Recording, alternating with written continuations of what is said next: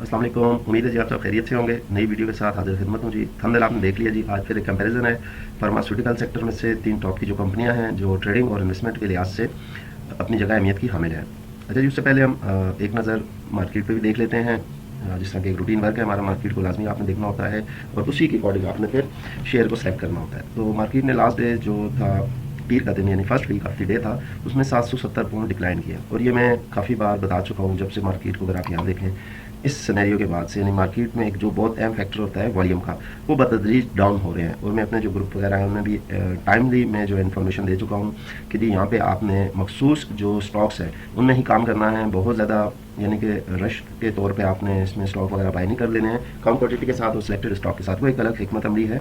वो इंशाल्लाह अगर आप व्हाट्सअप ग्रुप ज्वाइन करते हैं तो आपके साथ भी शेयर होती रहेगी।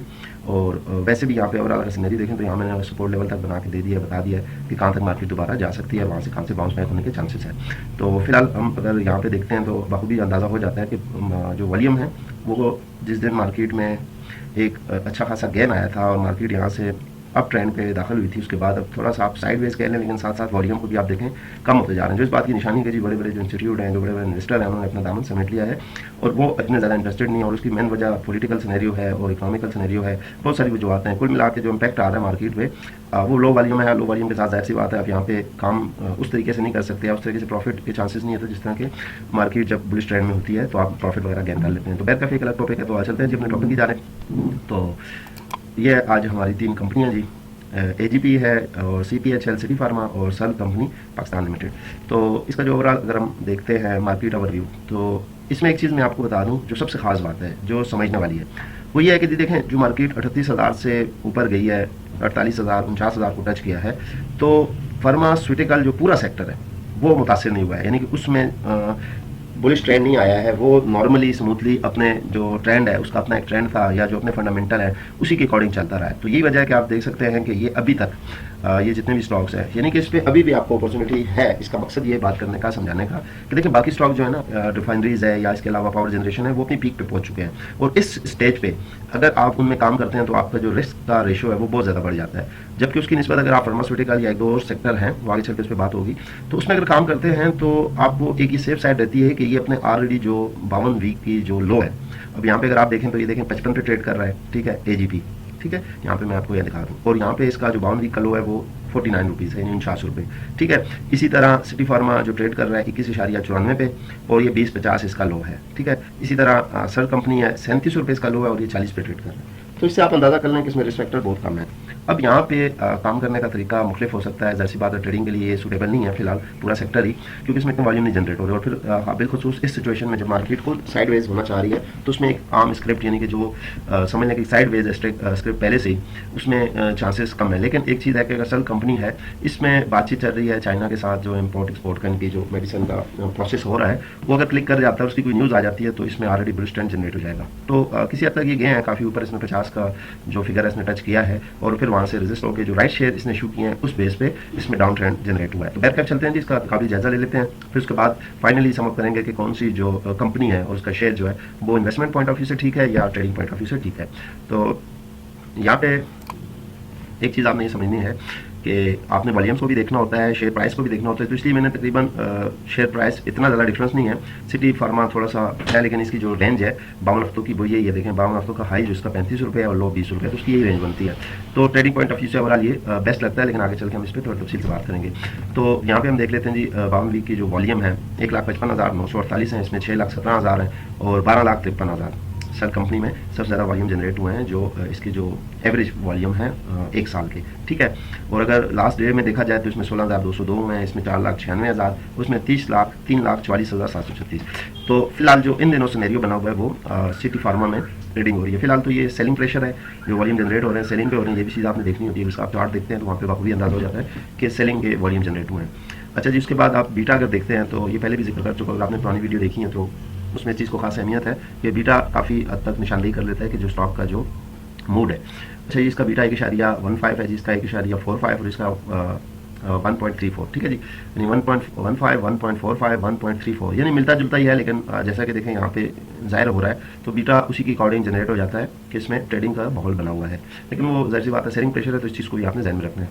जी, नंबर ऑफ शेयर जो इसके हैं 28 करोड़ हैं, इसके 22 करोड़ और इसके 39 करोड़, तो सब कंपनी के शेयर ज़्यादा हैं और फ्री प्लॉट भी इसी हिसाब से आप देख सकते हैं कि सर कंपनी का ज़्यादा है, और जो मार्केट कैपिटलाइजेशन है जी 15 बिलियन है, एजीपी का 5 मिलियन है जस्ट, सिटी फार्मा और इसी तरह 15 बिलियन का सर कंपनी का। तो आप इन दोनों को एक दूसरे की टक्कर का कह सकते हैं, एक दूसरे का इसमें मुआवजा कह सकते हो। अगर फंडामेंटल को देखा जाए जी, अर्निंग जो है जी लास्ट जो सालाना अर्निंग पर शेयर है इसकी 5 रुपये 10 पैसे थी, सिटी फार्मा 2 रुपये 78 पैसे और इसी तरह सेल कंपनी की 6 रुपये 3 पैसे। तो लास्ट जो लेटेस्ट है अभी हालिया 3 क्वार्टर तक, तो ये है 1 रुपये 16 पैसे एजीपी की, इसके बाद सिटी फार्मा की 2 रुपये 33 पैसे और सेल कंपनी की 2 रुपये 14 पैसे।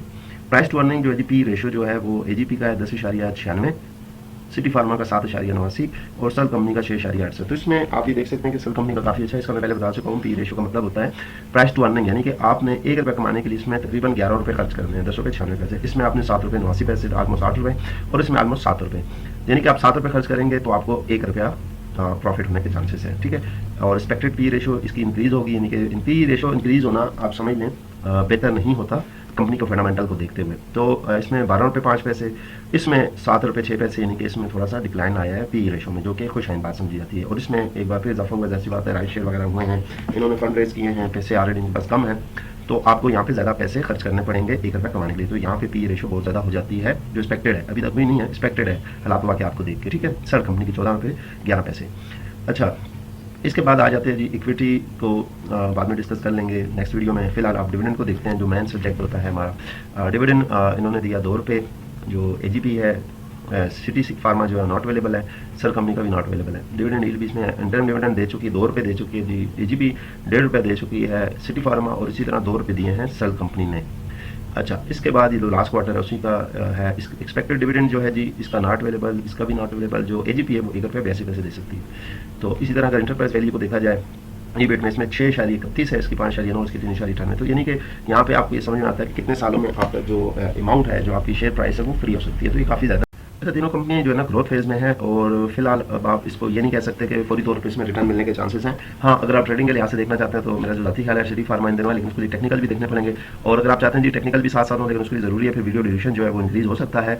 तो मैं नहीं चाहता कि वीडियो बहुत ज़्यादा लंबी और 10 मिनट के अंदर अंदर होनी चाहिए, ताकि आप लोगों का भी टाइम जो है बच सके और आपको मुख्तसर वक्त में जो इंपॉर्टेंट जो इन्फॉर्मेशन है वो आप तक पहुँच सके। तो अगर आप चाहते हैं किसी स्पेसिफिक कंपनी या सेक्टर का टेक्निकल एनालिसिस, तो उसके लिए भी आप कमेंट कर सकते हैं। फंडामेंटल चाहते हैं तो उसके लिए भी हो जाएगा। फिलहाल अगर समझ किया जाए तो अगर आप 4 से 5 साल के लिए ट्रेड करना चाहते हैं इन्वेस्टमेंट, तो उसके लिए सर कंपनी बहुत बेस्ट साबित हो सकती है। एजीपी भी ट्रेडिंग स्टॉक नहीं कहला रहा, फिलहाल ट्रेडिंग नहीं कह सकते इसको, आप इन्वेस्टमेंट पॉइंट ऑफ व्यू से आप इसको देख सकते हैं। कंपनियां तीनों ही ग्रोथ फेज में है, और एक चीज़ इसकी मैं बताना चाहूँगा, सर कंपनी की राइट शेयर के हवाले से एक मिसअंडरस्टैंडिंग हो रही है, मिस कॉन्सेप्ट है कि जी इन पे कर्जा जात वगैरह थे, उन्होंने इनको पैसे की जरूरत पड़े हैं तो ये हमें क्या देंगे। तो गैर असल में ये चीज़ समझनी है कि इन्होंने जो राइट शेयर इशू किए हैं वो इन्होंने आईवी सोल्यूशन एक कंपनी है उसको बाय करने के लिए राइज किए हैं, पैसे राइट शेयर इशू किए हैं, उसके जरिए पैसे उन्होंने जनरेट किए हैं। तो ये खुशहाल बात है कि जब अपना बिजनेस एक्सपेंड कर रहे हैं, और इसके लिए हालिया दिनों में बात भी चल रही थी कि चीन के साथ इनका एग्रीमेंट हो रहा है, इनकी जो मेडिसिन वगैरह है वो एक्सपोर्ट करने का। तो ये एक चीज़ है कि आप देखें जो भी स्टॉक आपने लेना है, आपने उस टाइम लेना है जब उस पर समझ लें डाउन ट्रेंड हो, या फिर उसकी जो प्राइस हो अपने लो के करीब हो।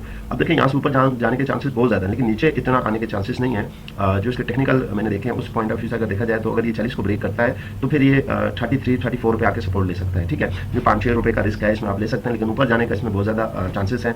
इसी तरह एजीपी है ना, बहुत ज़्यादा खबरों में नहीं रहती है, बहुत ज़्यादा वॉल्यूम जनरेट नहीं हो रहा है, आप इससे अंदर करते फिलहाल मार्केट भी साइडवेज है, तो ये भी एक समझ लें कि लॉन्ग टर्म इन्वेस्टमेंट के लिए अच्छा स्टॉक साबित हो सकता है। तो जो ट्रेडिंग पर्पज़ है वो आप सिटी फार्मा को सेलेक्ट कर सकते हैं, एजीपी में या सेल कंपनी में इतना ज़्यादा आप कह लें कि ट्रेनिंग का रुझान नहीं पाया जाता इन दिनों, थोड़ा सा है क्योंकि जैसी बात है शेयर प्राइस बहुत अट्रैक्टिव रेट पे है।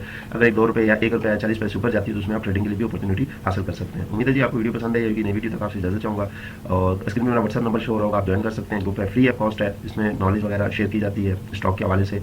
तो मैं पहले भी कह चुका हूँ, स्टॉक मार्केट में अगर आप काम करते हैं तो जितनी नॉलेज आप गेन कर सकते हैं आपको करनी चाहिए। नॉलेज जितनी भी होगी वो आपके लिए सूटेबल होगी, सूझबूझ साबित होगी।